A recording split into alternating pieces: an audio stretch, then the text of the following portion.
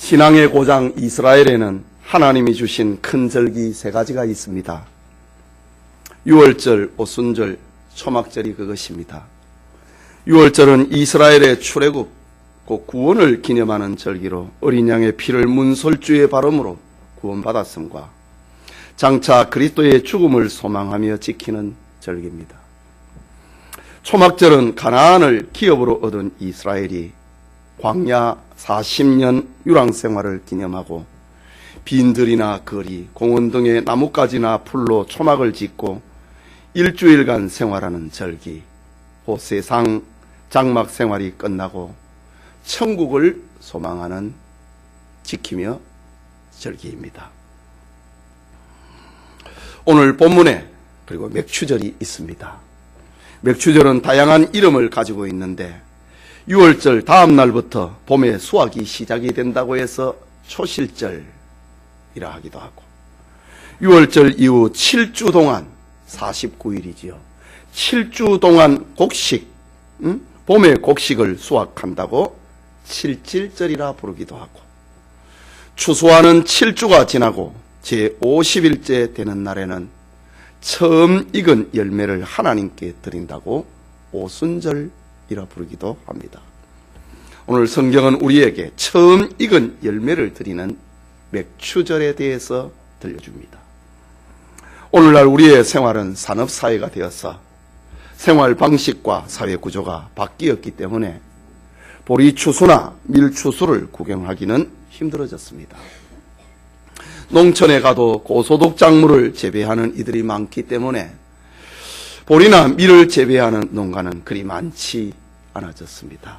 그래서 맥추절의 의미가 점점 희석되어 가는 것이 아닌가, 이렇게 생각하기도 합니다. 그러면 성경의 맥추절을 지키라고 하는 말씀은 어떻게 이해해야 할 것인가? 시대가 바뀌고 사회가 변한 지금, 밀과 보리 농사를 구경조차 할 수 없는 오늘의 세대에 맥추절에 주시는 하나님의 메시지는 무엇인가?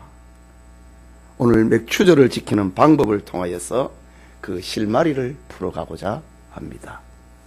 이 시간 처음 익은 열매를 드리는 맥추절이라는 제목으로 하나님의 말씀 받고자 합니다. 말씀을 듣는 우리 모두에게 하나님의 은혜가 있기를 소원합니다. 첫째로 맥추절은 성회로, 거룩한 성회로 모이는 날입니다. 보면 26절의 말씀인데 함께 읽겠습니다. 7.1절 처음 익은 열매를 드리는 날에 너희가 여호와께 새 소제를 드릴 때에도 성회로 모일 것이요 아무 일도 하지 말 것이며 라고 합니다. 맥추절은 하나님이 주신 기업 가나안 땅에서 얻은 핵곡식, 흠이 없는 좋은 곡식을 하나님 앞에 드리는 봄의 절기입니다. 봄을 마감하는 절기입니다. 하나님은 이날에 이스라엘 백성들로 하여금 한자리에 모여 성회로 모이라고 합니다. 성회로 모이라고 하는 것은 모임을 통하여서 하나님 신앙을 확인하기 위함이고, 성회로 모이라고 하는 것은 모임을 통하여서 서로의 사랑을 확인하는 건강한 신앙 공동체, 오늘날로 말하자면 건강한 교회를 만들기 위함입니다. 이것은 구원받은 이스라엘을 향한 하나님의 뜻이고, 가정을 주시고 기업을 주신 하나님의 뜻인 것입니다. 사실 신앙이 나태하고 힘을 잃고 신앙이 타락하면은 제일 먼저 나타나고 하는 현상이 모이지 않는 겁니다. 오늘날에도 교회에 출석을 하지 않는 사람은 신앙에 반드시 문제가 있습니다. 신앙에 문제가 생긴 사람은 교회로 모이는 일에 힘을 쓰지 않습니다. 모이는 것을 귀하게 소중하게 여기지 않습니다. 누가복음 18장의 말씀처럼 나는 밭을 샀음에 아무래도 나가보아야 되겠으니 청컨대 나를 양해하도록 하라. 완곡하게 거절합니다. 나는 소 5 겨리를 샀음에 시험하러 가니 청컨대 나를 양해하도록 하라. 나는 장가들었으니 그러므로 가지 못하겠노라. 라고 핑계하고 변명하는 사람들은 지금도 하나님 신앙을 잃어버린 사람들의 모형이 되고 있습니다. 나는 이런 이유로 인해 가지 못하겠다는 거지요. 밭을 샀다. 소를 샀다. 장가들었다. 재산을 늘리기 위하여서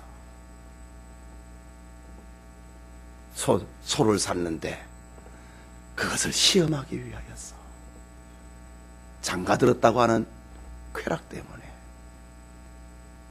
나는 가지 못하겠다고 하는 거지. 이런 모습은 영원히 모이지 않는 사람들의 모형입니다.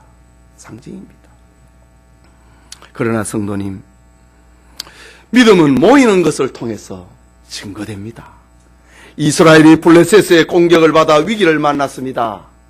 이때에 선지자 사무엘은 이스라엘 백성들에게 하나님 신앙을 강조하면서 미스바로 모이라고 했습니다. 사무엘과 이스라엘이 미스바에 모여 하나님 앞에 기도할 때에 블레셋의 군대를 물리칠 수 있었습니다. 모이면은 역사가 일어나고 모여서 기도하면은 하나님의 기적이 일어난다고 하는 것입니다. 예수님께서도 말씀하시기를 두세 사람이 내 이름으로 모인 곳에는 나도 그들 중에 있느니라고 했습니다.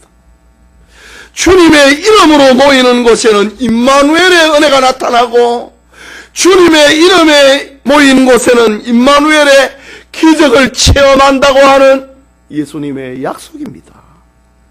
사도 바울은 모이기를 패하는 어떤 사람들의 습관과 같이 하지 말고 오직 권하여 그날이 가까움을 볼수록 더욱 그리하자 라고 하심으로 모이기를 패하는 종말 시대를 따갑게 경고하고 있는 것입니다. 오늘 성경에 하나님은 말씀하십니다. 맥추절에 성회로 모이라고 하십니다. 성회로 모이기 위하여 방해되는 것이 아무것도 없도록 아무 일도 하지 말라고 했습니다. 하나님의 일에, 성회로 모이는 일에 집중하기 위하여서 아무 일도 하지 말라고 했습니다. 이 말씀은 이스라엘뿐만 아니라 오늘 우리에게도 해당이 됩니다. 이스라엘을 애굽에서 구원하신 것처럼 하나님은 우리를 예수 그리스도를 통하여서 구원하셨습니다. 광야 40년간 이스라엘을 친히 인도하셨던 것처럼 하나님은 우리를 오늘에 이르기까지 지키시고 입히시고 먹이시고 인도하시고 다스리시고 축복하셨습니다. 그렇기 때문에 사업이 잘 되면 잘 되는 대로 모이고 힘들면은 힘들 대로 모이는 것입니다. 성회로 모여서 예배를 드리는 것은 구원받은 성도, 하나님의 백성의 당연한 의무인 것입니다. 1602년에 유럽에서 신앙의 자유를 찾아 신대륙을 향한 청교도들은 먼 대서양을 횡단하면서 많은 사람들이 배 위에서 죽었습니다. 신도르 필리머스의 상륙을 해서는 인디언의 공격을 받아 죽었고 풍토병을 알아 죽었습니다. 처음 출발했던 사람들의 절반밖에 남지 않았습니다. 천신만고 끝에 농사를 지었지만은 흉년이었습니다. 얻은 것이 없었습니다. 그때 청교도들은 하나님 앞에 금식을 선포했습니다. 그리고 기도했습니다. 이듬해 다시 농사를 지었습니다. 대풍은 아니었지만은 첫 수확을 얻었습니다. 그때 그들은 첫 수확을 주신 하나님 앞에 진심으로 감사했습니다. 그리고 모여서 하나님 앞에 예배드렸습니다. 하나님은 이런 나라를 20세기와 21세기에 제사장적 나라로 축복하시고 사용하고 계시는 것입니다. 처음 익은 열매로 하나님께 감사하는 맥추절에 모여서 예배드림으로 하나님 신앙을 고백하는 우리 교우들이 되기를 소원합니다. 그게 둘째로 맥추절은 하나님께 특별한 제사를 드리는 날입니다. 예배 드리는 날입니다. 본문 27절에서 29절까지의 말씀인데 함께 읽겠습니다. 수송아지 2마리와 순양 1마리와 1년 된 순양 7마리로 여호와께 향기로운 번제를 드릴 것이며 또 그 소재로는 고운 가루에 기름을 섞어서 쓰되 수송아지 1마리마다 10분의 3이요 순양 1마리에는 10분의 2요 어린 양 7마리에는 어린 양 1마리마다 10분의 1을 드릴 것이며 하나님 앞에 특별한 맥추절의 제사를 드리는 것이 좀 복잡해 보이지요. 그러나 제사는 크게 두 가지입니다. 하나는 번제고 하나는 소제입니다. 맥추절에는 번제와 소제를 드리라 라고 합니다. 그러면 그 의미가 무엇일까? 번제는 생명을 주신 하나님 앞에 고백하는 제사입니다. 맥추절의 번제물로 수송아지 2마리와 순양 1마리와 그리고 어린 양 7마리를 바치라고 합니다. 번제라고 하는 것은 짐승을 죽여서 그것을 조각을 내고 번제단에 올려서 불로서 태워드리는 제사입니다. 이것은 제사를 드리는 사람이 내가 죽어야 되는데 순양과 순염소와 어린 양이 대신 죽었다고 하는 겁니다. 예? 내 대신에 제물이 죽는다고 하는 겁니다. 이것은 나의 생명은 하나님의 것입니다. 이것을 고백하는 것이 번제입니다. 그럼 이게 어떻게 가능하냐 이거지요. 어떻게 내 몸이, 내 생명이 하나님의 것이냐? 여러분 이해가 됩니까? 이걸 위해서 성경은요 아주 구체적으로 역사적인 배경을 가지고 생명이 하나님의 것이라고 하는 말을 교훈해주고 있습니다. 지금 모세의 설교를 듣고 있는 이스라엘 백성들은 지난 430년 동안 애굽에서 바로왕의 노예로 살았습니다. 그들의 몸도 그들의 생명도 바로왕의 것이었습니다. 출애굽기 5장에 보면은 모세가 바로왕 앞에 가서 하는 말, 이스라엘의 하나님 여호와께서 말씀하시기를 내 백성을 보내라. 그들이 내 앞에서 절기를 지킬 것이다 라고 모세가 하나님의 명령을 받아서 애굽의 바로왕 앞에 가서 말로 했습니다. 그러자 바로왕이 말을 합니다. 여호와가 누구이기에 내가 그의 목소리를 듣고 이스라엘을 보내겠느냐? 나는 여호와를 알지 못하니 이스라엘을 보내지 아니하리라 라고 합니다. 이스라엘은 애굽의 노예고 나의 노예라고 하는 겁니다. 이스라엘 백성들은 내 것이지 하나님의 것이 아니라고 하는 겁니다. 이스라엘은 우리의 노예라고 했습니다. 저들의 생명도, 저들의 아침도, 저들의 점심도, 저들의 저녁도, 저들의 밤도 내 것이라고 하는 바로왕의 선언입니다. 하나님이 그들을 구원하지 아니하면은 이스라엘은 바로왕의 것입니다. 하나님은 이렇게 완악한 바로왕과 애굽을 버렸습니다. 하나님은 이스라엘 백성들의 몸과 생명을 구원하셨습니다.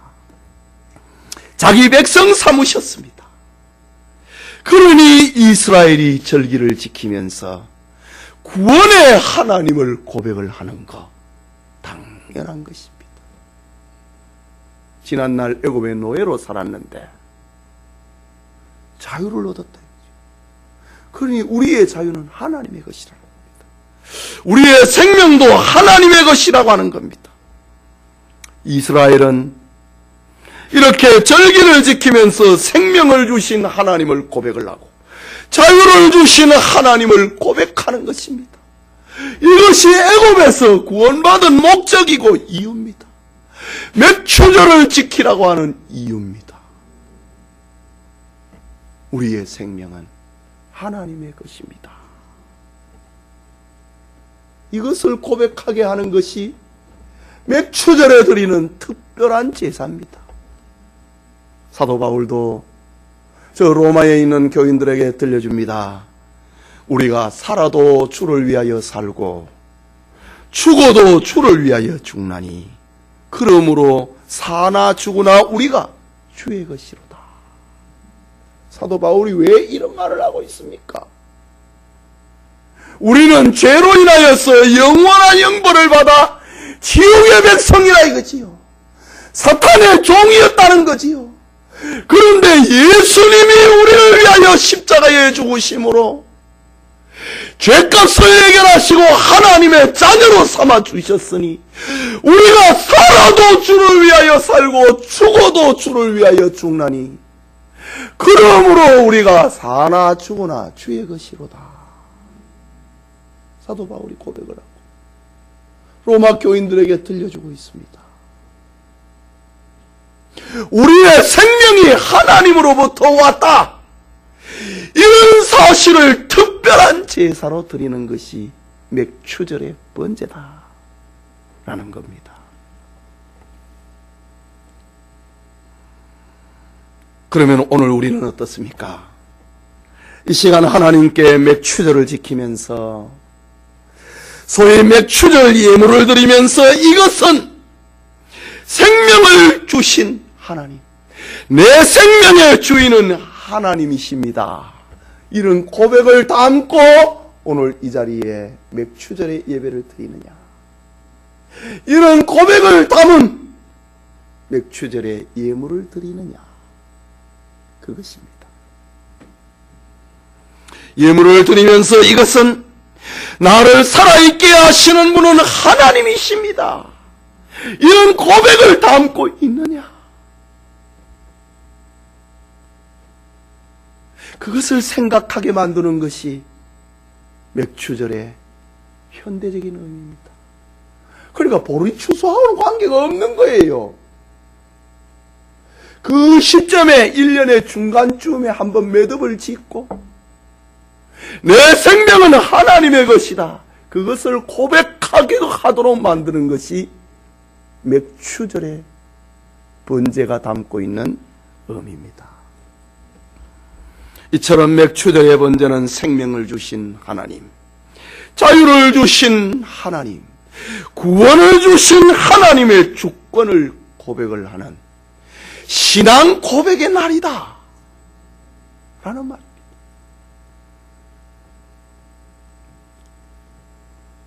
18세기, 19세기에 선교 역사가 벌어질 때에 아프리카 선교사인 알렉산더의 이런 이야기가 나옵니다. 현지인 아프리카 사람 하나가 맹수를 만나서 죽게 되었습니다. 그 장면을 알렉산더 선교사가 보고 극적으로 그를 구원해 줍니다. 온몸에는 살아온 짐승의 상처가 새겨져 있었습니다. 그 후에 몸이 완전히 회복이 된 그 사람은 선교사를 찾아와서 말합니다. 아프리카의 법률에 짐승에게 죽을 뻔한 자는 그를 구해준 자의 종이 되는 법이 있습니다. 그러므로 나는 선교사님의 종이 되겠습니다. 이런 말을 하는 겁니다. 선교 시대에 벌어졌던 아프리카의 이야기입니다. 내가 짐승에게 죽을 뻔했는데 당신이 나를 구원해 줬으니 우리 아프리카의 법에는 나를 구해준 사람의 종이 된다는 겁니다. 나는 당신의 종으로 살겠습니다 라고 했습니다. 여러분, 그리스도인은 우리를 구원해준 하나님의 은혜에 감격하면서 우리의 생애 전체를 고백하며 살아야 됩니다. 이런 제사가 있는 날을 가리켜 맥추절의 번제다 라고 우리에게 들려줍니다. 그런데 오늘 성경에 보면은요, 27절 마지막에 보면은 번제에 대한 이야기입니다. 여호와께 향기로운 번제를 드릴 것이며 내 생명은 하나님으로부터 왔다. 그것을 고백을 하는 번제는 하나님께 향기로운 제물이 된다는 말입니다. 하나님의 마음에 맞는 제사가 된다는 말입니다. 하나님을 기쁘시게 하는 제사가 된다는 말입니다. 다르게 표현하면은 맥추절의 예배에 내 생명이 하나님의 것입니다, 이런 고백이 없다면 그는 바른 제사가 아니라는 말입니다. 오늘 우리 예배드리는 성도님들에게 내 생명은 하나님의 것이다. 우리가 살아도 주를 위하여 살고 죽어도 주를 위하여 죽나니 그러므로 사나 죽으나 우리는 주의 것이로다. 이것을 고백을 하는 참된 번제가 있기를 소원합니다. 계속해서 또 하나의 제사는 소제입니다. 소제는 삶의 모든 축복은 하나님께 있음을 고백하는 제사입니다. 번제는 짐승의 제사고 소제는 곡물의 가루를 빻아서, 요즘 표현은 밀가루지, 곡물의 가루를 빻아서 섞어서 드리는 제사입니다. 오늘 성경에 보면은 나오지요. 그 소재로는 고운 가루에 기름을 섞어서 쓰되 수송아지 한 마리마다 10분의 3이요 순양 한 마리에는 10분의 2요 어린 양 7마리에는 어린 양 한 마리마다 10분의 1을 드릴 것이며, 섞어서 드리는 곡물의 제사입니다. 생명을 주신 하나님께 신앙을 고백을 하는 번제와 달리 소제는 땀 흘려 농사하여 지은 곡식을 추수한 것에 감사하는 제사입니다. 생명을 내 마음대로 할 수 없듯이 사업도 직장 생활도 농사를 짓는 것도 내 마음대로 할 수 있는 것이 아니라는 신앙 고백입니다. 내가 농사를 지었지만 농사가 잘 되게 하시는 이는 내가 아니라 하나님이라고 하는 그것을 고백하는 제사가 소제입니다. 여러분, 봄에 씨를 뿌리고 거두는 것은 우연히 된 것이 아닙니다. 하나님이 허락하시는 것입니다. 하나님이 허락하셔야만 되는 겁니다. 어제부터 저 휘몰아치는 남부지방에서 올라오고 있는 비바람을 생각을 해보십시오. 태풍이 부니까 그동안 잘 농사 지은 것이 어떻게 돼버립니까? 한순간에 무너지고 망가져버립니다. 맥추절에 드리는 제사 소제는 하나님의 도움 없이는 나의 노래가 결과가 있을 수 없다는 것을 고백하는 겁니다. 잠언 16장 1절에도 마음의 경영은 사람에게 있어도 말의 응답은 하나님께로서 나오니라 라고 했습니다. 마음의 경영은 사람에게 있어도 말의 응답은 하나님께로서 나온다. 그 신앙의 고백이 소제입니다. 내가 살아도 주를 위하여 살고 죽어도 주를 위하여 죽나니 그러므로 내가 사나 죽으나 주의 것이라는 고백, 그것은 번제고, 마음의 경영은 사람에게 있어도 말의 응답은 여호와께로 말미암는다. 그 고백을 바로 소제입니다. 누가복음에 보면은 예수님이 하신 말씀 가운데 어리석은 부자에 대한 비유가 나옵니다. 한 부자의 밭에는 예년과는 달리 풍성한 소출을 거두게 됐습니다.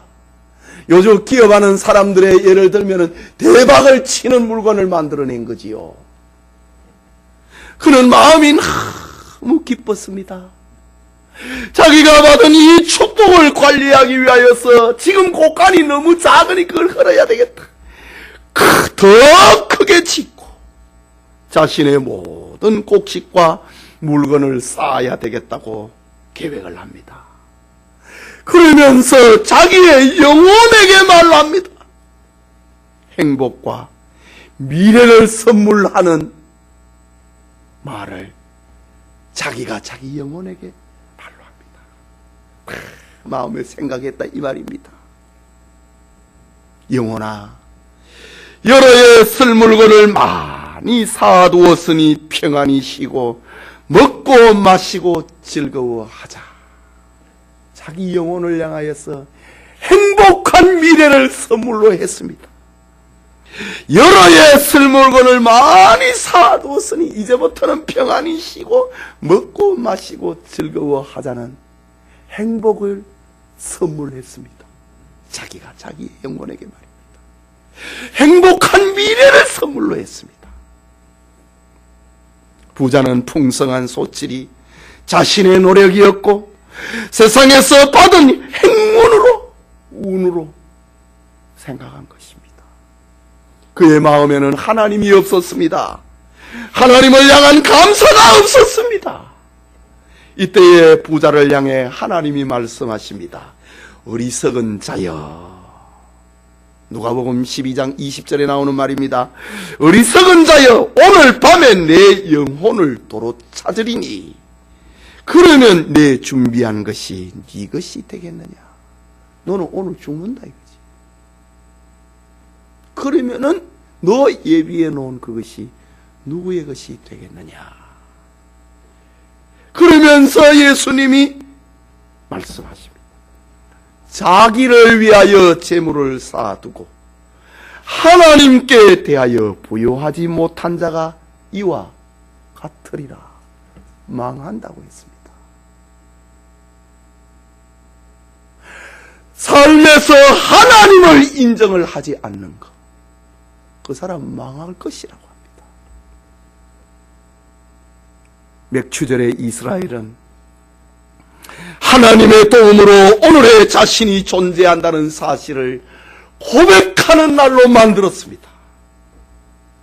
다시 말하자면 맥추절은 인간의 삶의 흥망성쇠가 하나님의 손에 달려 있다는 사실을 고백하는 날이라는 말입니다. 하나님은 이런 고백을 소재물에 담아서 예배드리라, 제사하라 라고 말합니다. 1년의 중간쯤에 하나님이 받으시는 감사였습니다. 하나님의 은혜입니다. 그 말 하도록 만들고 있는 겁니다. 날짜를 정해줘가지고 말이지요. 예배드리는 성도님, 우리의 삶에 흥하고 망하고 일어나고 쇠퇴하는 것, 하나님께 있음을 고백하는 맥추절의 소재로 하나님께 신앙을 고백하는 교우들이 되기를 바랍니다. 우리는 여기서 오늘 본문 마지막에 기록된 중요한 사실 하나를 놓쳐서는 안 됩니다. 그것이 30절과 31절의 말씀입니다. 같이 읽겠습니다. 또 너희를 속죄하기 위하여 순염소 한 마리를 들이되 너희는 다 흠없는 것으로 상번제와 그 소제와 전제 외에 그것들을 드릴 것이니라. 이게 뭐냐 이거지. 맥추절의 제사는 두 가지인데 번제와 소제가 맥추절의 제사인데 속죄의 상번제를 잊으면 안 된다는 겁니다. 여러분, 상번제는 매일 아침에 해가 뜰 때에 대제사장이 하나님 앞에 죄를 용서받는, 이스라엘의 죄를 용서받는 제사가 매일 아침에 드리는 제사가 상번제입니다. 그 상번제의 내는 속죄제입니다. 속죄제라고 하는 것은 죄로 인하여서 하나님과 단절되어 버린 이스라엘 백성의 관계를 회복을 시키는 제사, 그것이 속죄제입니다. 하나님의 자녀는 맥추절에 번제와 소제를 드리는 중에도 정결하지 못한 죄성을 용서받아야 된다는 겁니다.